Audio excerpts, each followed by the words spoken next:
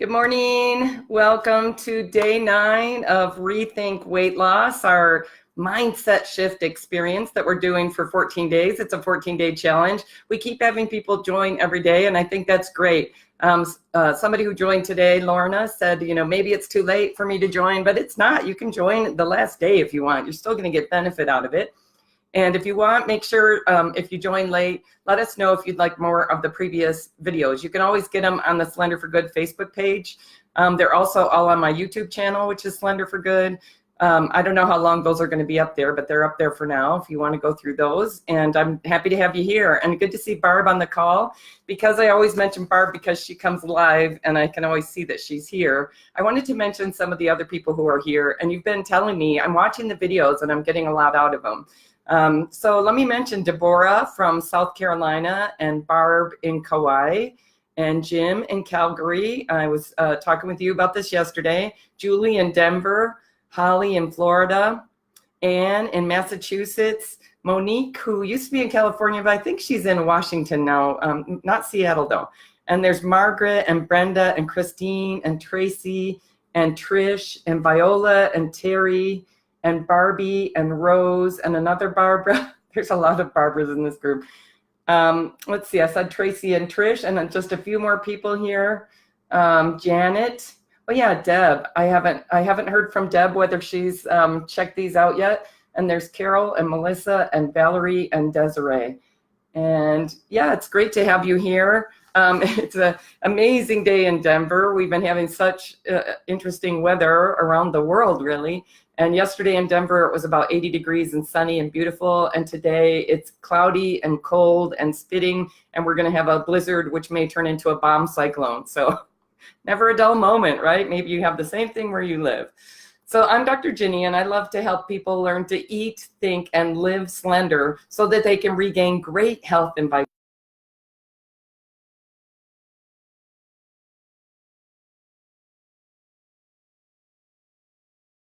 Guys, what you're realizing about how your mindset can defeat you or can really strengthen you in this kind of journey, in this kind of quest.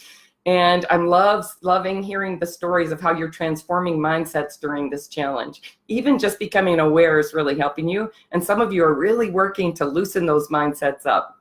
It's inspiring. So yesterday we talked about how to strengthen your emotional intelligence so that you can better make healthy eating a happy habit. We've been hearing about emotional intelligence for quite some time, and there's a lot of good research that it improves our stress reduction and our reducing anxiety. It improves our confidence. It improves our performance on the job or in sports. And when you're happily eating nutritious foods, you're avoiding cravings and you're eating on a regular schedule and you're eating the right quantities, you can finally release the excess weight and regain great health and vitality. And that's a wonderful thing. So if you didn't see yesterday's video, I encourage you to go back and watch it. Today, we're going to talk a little bit more about the two sides of ourselves that can be in conflict. And I know that's really stressful for a lot of us. We get this internal conflict. And so I'm going to teach you how you can reduce that conflict between them and kind of give your intentional side, the side that you think of as you, more of a chance to have a good say in what you're eating. Because sometimes doesn't it feel like somebody else took over, some little monster took over you and decided what you were going to eat? And that can be really frustrating. All right, so we're going to talk about this today. Find my notes here. Yeah, so we've been talking about how a part of us wants to grow and change and live the fullest life possible and really fulfill our intentions and our potential in life. And another part of us just really wants to stay safe and survive and not change, maintain the status quo. And some circles, they talk about that other side that's really afraid of change and trying to prevent change from happening, trying to keep you the same. We refer to that as the gremlin. And the gremlin can be the one who's arguing against eating healthy, who's arguing for staying on the couch, eating bonbons and crying all day because it got you through the day yesterday, and why not do it again? So because the gremlin is part of you, he really knows what arguments to use that will work for you. He knows what buttons to push for you. So, and he won't necessarily be really straight with you. I got all these pop-ups on my coming up. I'm just going to make them go away. Excuse me. Sorry about that. Norton. Yeah. So he won't really necessarily be straight with you. He might say something that sounds really rational, like, you already eat pretty healthy, and you don't really have time to take on a new project right now, so just stick with what you're doing. Or he can sound really reasonable, like, look, healthy food doesn't taste good and everybody knows it. It's not reasonable to expect to eat healthy food all the time. Or he can sound really helpful, like, maybe you'll do better with a everything in moderation approach. He can sound really kind and caring, like, look, you've failed at this so many times before. I think, maybe it's just too hard and you're already doing so much and I just don't want you to fail again. Let's not do this. And he can sound really right, like, every time you've tried this, you've failed and your body just isn't going to release the excess weight. Now, even as I hear myself say those things, it hurts. It's like, ow. But those arguments can really work on us because they are coming from us. And because that part of our brain that wants to keep us from changing, that wants to maintain the status quo, is so well practiced and it's so fast. It's so quick and smart and ready with the arguments, right? So I want to ask you, what does your gremlin say to you? Like, as you've been working through this challenge, are you realizing that there's a particular phrase that your gremlin says a lot, that, a particular limiting belief that you hear a lot in your head that really holds you back, really hurts you, keeps you from moving forward, really justifies every time you don't go for it in your life? Is there a particular phrase for you? And I encourage you to write that down. Keep track of it so that you can notice when that voice comes up, when that phrase, that limiting belief comes up in your life, and you can say, I don't buy it. It's not quite true. And I'm going to find something that's more true and more constructive and lets me live the life I want to live. So when you want to fulfill your highest potential, it can really help to tame your gremlin. And this can be pivotal to having a really different experience with healthy eating and weight loss this time. Changing your mindset can make a gigantic difference. So it's not helpful to just fight with your gremlin, like, shut up, or try to ignore your gremlin, because it's really good at, finding another way. So what you can do instead is kind of sit with it, talk with it. You can name it, Harold, let's have some coffee. Let's talk this out, because Harold, I just think that what you're saying is too strong. I think there's too much fear in it, and I don't want to live from that place, make all my decisions from that place. So let's talk. I want to honor your concerns here about change, but I also want to be able to change, So I had an executive coach who used to encourage me, sit down and have coffee with that gremlin and figure out what he's talking about and talk it out with him. Don't let him just kind of run in the background and take charge of you. So do you have a good name for your gremlin? Can you come up with a good name? I don't know why Harold was the name for my gremlin. Something from childhood, probably, but what would be a good name for yours? I don't think it helps to be really mean to the gremlin. It's like, if you thought about the child inside of you, and I'll talk a little bit more about that, but, just wants to be safe. And so how would you treat that part of you that just wants to be safe? You don't want to just be mean and argue with it or just ignore it and tell it to shut up. You want to honor it, but not let it run the show, right? You want to have the conscious, the you that you think of as you, to have more of a say. So if you have a coach, make sure to let your coach know what your gremlin tends to say to you, so that they can help you become aware and notice, oh, that sounds like your gremlin again. Because it can easily feel like, oh, it's our gut reaction, discerning what really are the good intuitions that are best for our lives, for our futures, not just our momentary pleasures, is a challenge. It's a maturity thing, right? Which is one of those things that makes me glad I'm becoming more mature. Not everything. If you don't have a coach, you can find a friend or a buddy to do this with. Let's share with each other our gremlins, our limiting beliefs, and let's just catch each other. Like, oh, it sounds like you're making a decision right now that's influenced more by your gremlin than by your higher self. Because I think, our best friends, the best people in our lives, the ones who are really good for us, are the ones who really want us to fulfill our highest potential. They really want us to be happy, not just in this moment, but they want us to be happy in the long term in a really fulfilled kind of way. So, who in your life could fulfill that purpose for you?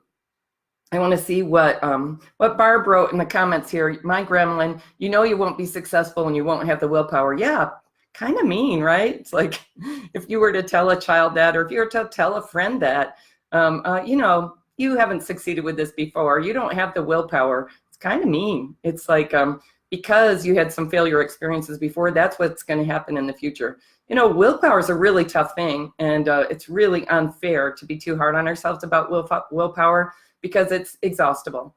And that automatic side of our brain that's like, let's go now, let's get something now, it's really fast. And you don't have to be a weak person to have trouble with willpower. Every single person is going to have trouble with willpower. So that's why we really work on minimizing the need to use willpower when it comes to eating healthy. So so start to recognize when that gremlin is sabotaging you. Start to notice what it's saying. I love that you came up with that, Barb. Oh, we'll call her Blanche. Barb's going to call hers Blanche. That's a good one. I like it. It certainly conjures a certain image. So the experience of having two sides of ourselves that are in conflict has interested psychologists for a long, long time, and they've been studying it. And there are these two sides of our brain, the automatic side and the controlled side.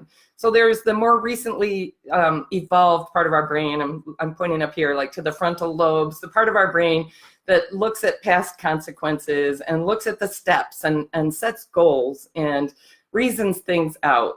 And then there's the older, the midbrain part of our brain that's older and it's been around a lot longer, that's a lot more automatic and says, right now I'm feeling a little bit hungry and that thing over there is something that I like, so I'm going to eat that. It's a lot faster. And to get the side of our brain, the thinking side of our brain going, like we could already be eating by that time, the thing that we don't want to be eating. So what we're trying to do is slow things down a little bit so the thinking side of our brain gets a chance. All right, so let me just try to go in order here a little bit. So I think of them lots of times as the desire side of the brain and the restraint side of the brain. Yeah, so the desire side is faster and can often win over the restraint side of the brain.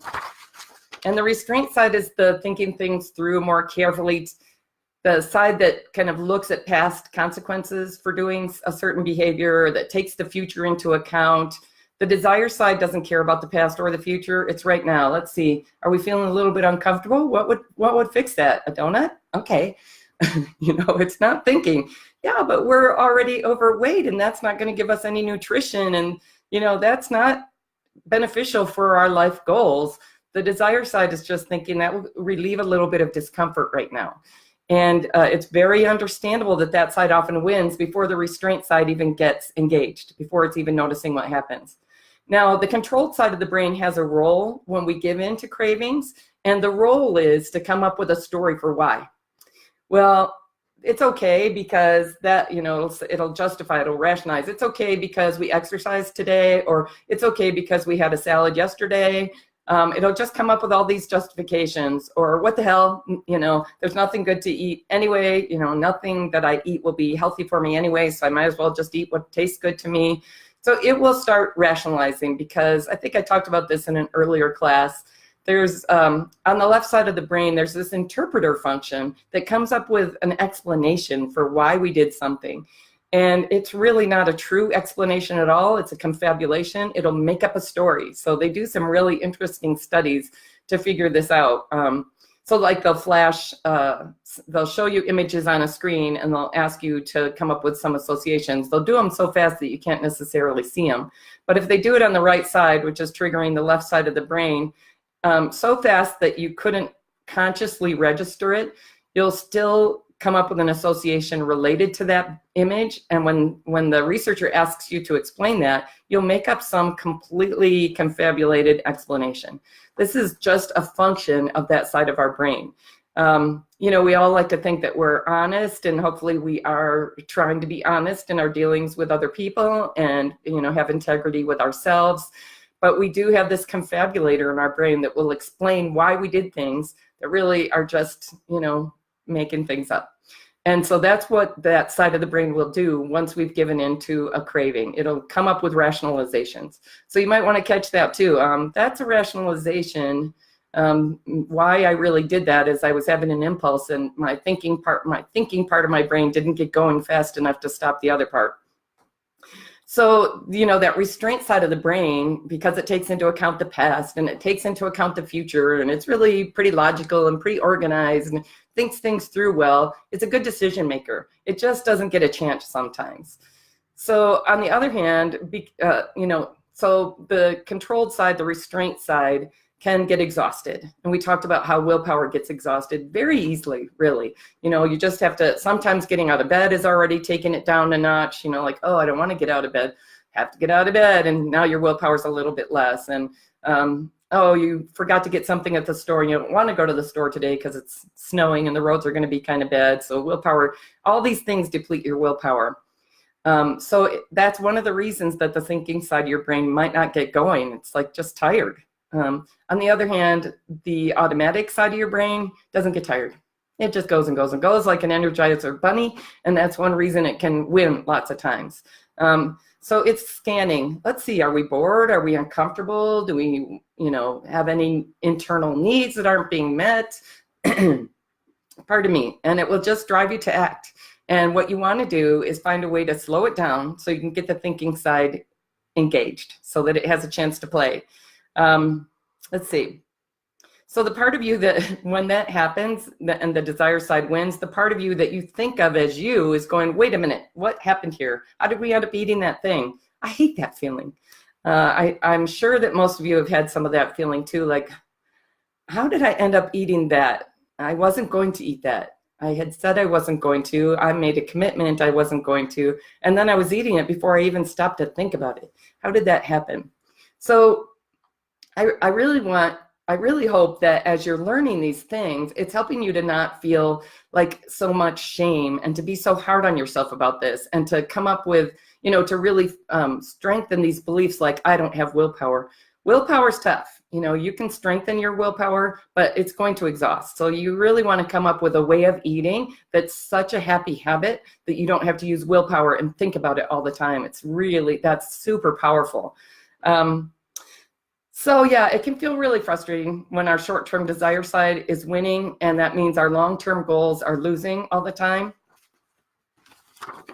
But, it's not all bad, right? We have this conflict inside ourselves, but how many times have you found that inner conflict can lead to personal growth and self-discovery? Like something you didn't realize was really important to you starts to become clear. It starts to come up to the surface and you're going, I guess this is really important to me. So I wonder if you can think about when that's been true for you. When has an internal conflict turned out to be something that led to personal growth and self-discovery and really better fulfilling your potential, right? So that'd be a great thing to think about and put on your notes. So when it comes to this two sides of us, there used to be, especially in the sort of earlier industrial times, there was this concept of okay, there's these two sides, but one is the driver and one is the car. So thinking that the frontal lobe, the more recently evolved, the thinking part of us is the driver, and that other part, the midbrain, the desire side, is a car. Well, that metaphor really doesn't work because it's not like we're just in charge, like the thinking side's in charge, and it just takes, tells the car where to go and how fast and all those things. This doesn't work. That is not how the desire side works. The desire side is faster and it's very powerful and it's very important, really. Have you ever been out to dinner and you're trying to figure out what to order and you're just stuck? You're just spinning. I can't figure it out, especially if the menu's too big. That can be quite defeating to decision making. I know for me, when I used to eat differently and my blood sugar would be kind of woo, woo, woo all day. And if it would be in the cellar, by the time I went to dinner, I couldn't think enough to make a decision. Well, if we didn't have that desire side of ourselves, we wouldn't know what decisions to make. We wouldn't know what way to turn. We wouldn't know anything, So it's just not true. It doesn't work. That metaphor doesn't work. So I love Jonathan Haidt. He's one of the positive psychology guys and he studies morality. So it's such interesting research. But his metaphor is it's like a rider and an elephant. So the desire side of us is more like an elephant. You're not going to force it to do what you want it to do. It works on its own really well, too fast for you to go, stop, we got to control all this. No, you're not going to control all this. These two sides are going to need to work in concert. So the rider can learn to better communicate with the elephant, the thinking side of you. It can learn to better communicate with the elephant, and that can mean that you get a better ride and that you more likely get to where you're trying to go. But you're not going to force an elephant to go where you want it to go at the rate you want it to, all those things. Not that I think it's really probably a good thing to ride an elephant. I think it would be wonderful to commune with an elephant that way. But anyway, that's off the point. You're not going to force it to do anything. Same thing with the desire side of you. You're not going to just clamp it down. You're not going to just ignore it. You're not just going to force it to do what you want it to do. But you can better communicate with it. So over the course of this challenge, we've been talking about various ways that you can improve the communication between these two sides of yourselves. Yeah. So one is to just kind of insert a pause, to give yourself a little bit of time and space so that the thinking side can get engaged. If it's too fast, if it's from desire to eat, the thinking side doesn't even get a chance to engage in this process, doesn't even get to be part of the decisions. So insert a pause, find a moment of quiet. This is really important. We can also question assumptions like you're saying I don't have time to eat healthy. Is that true? I think time is really about priorities. So I think we need to talk about this. You can calm the mind with meditation. We talked about that a little bit yesterday, or tapping, if you've seen that. Sometimes I use that. I don't get cravings very often anymore. I remember about 6 months ago, for whatever reason, driving home from something at like 10 o'clock at night. And I went by this big theater that I used to go to 20 years ago. And I just had this craving for movie popcorn, which used to be a real binge food for me. And it was like out of the blue, and it was so uncomfortable. When you get over cravings, you really see, wow, that is an uncomfortable feeling. That is not fun. And it's going to compel you to go get that thing. Well, I was saying to myself, I am not going to go get that thing. I don't eat that thing because it causes cravings for me, and I don't like that feeling. So just driving home, so I just started tapping. I was just tapping on the karate chop point. Even though I really kind of feel like it would be fun and tasty to go get popcorn, I really don't need it, and I'm not going to do it. And I guess these are acupressure points, and that's why this works. But tapping while saying what you're feeling, kind of changing it into something that's more true, but, kind of acknowledging it, but saying we're not going to act on it, just can really help calm you and get you through the craving and past it. And so, yeah, within a couple of minutes, I was completely over that. But it was amazing to notice this powerful pull that could still be there, and it made me so appreciative that I hardly ever get that feeling anymore. I can't go into all the reasons why I don't get that feeling anymore, but when you cut out the really highly cravingful foods and you just don't eat them anymore, they just don't call to you like they did. As long as you keep eating a little bit of them, that's an intermittent reinforcement schedule. That's the best way to keep that craving going, is having a little bit here and there. Anyway, we're not going to talk into a lot of depth about that. Another thing I sometimes use with my clients, I sometimes use with myself, is hypnosis. So you can really talk to the unconscious and, have some discussion about, we just don't really want those foods anymore. Those don't even really appeal to us anymore. That kind of aversive conditioning has been something that's been really, really helpful for me with the things I was really drawn to eat. And today I'm introducing the idea of having more of a dialogue between the two sides. So having coffee with your gremlin and talking things out and working towards a statement, a thought that's more true and more constructive, that lets you have an enjoyable now and a happy future as well. It doesn't make those two things so much in conflict with each other. So you can sit down and facilitate a dialogue between the desire side of you and the restraint side of you, the automatic and the controlled side of you. The desire side of you wants to have pleasure and wants to avoid pain, and that's all it's about. And it's about now, and it's not concerned about the past, and it's not concerned about the future. The restraint side of you, the control system, is concerned about what's happened in the past and what's going to happen in the future and figuring all that stuff out. So these two sides of you both have some importance. It's not like you want to get away from pleasure in your life, or, you know, it's not that you want to have huge amounts of pain. You don't want to make decisions that are causing you a lot of suffering, but you're willing to go through a little bit of pain and suffering in order to get bigger, you know, you're willing to have a little bit of sacrifice in order to achieve bigger goals. You want to have more say. You know, you want the rational thinking, restraint side of you to have more say in the choices that you make in your life. So, you know, you don't want to just judge or criticize or squash her, the desire side. You know, think of her like a child. That's just not the best way to handle it. I used to teach teen sexual decision making. Barb knows this about me, and it was wonderful to talk to teens about this because they really needed a lot of help. They weren't getting help except just say no, just say no, just say no. It doesn't prepare them for anything. So I used to talk to them, and when I would say, it probably seems to you like your parents don't want you to have any fun, they would go, yes, an adult who finally gets us. You know, you don't want that side of you thinking, you know, you're just trying to keep me from having any fun, because that's just going to make it rebellious and make it sneaky. So sit down and facilitate a dialogue between the two. There's a guy, I actually don't know his credentials, but his name's Michael Blackstone, who talks a lot about this, having a reconciliation between those two sides. And it's a really cool process. He has them, you know, he has you sit and have your hands apart and kind of bring your hands together as these two have a dialogue.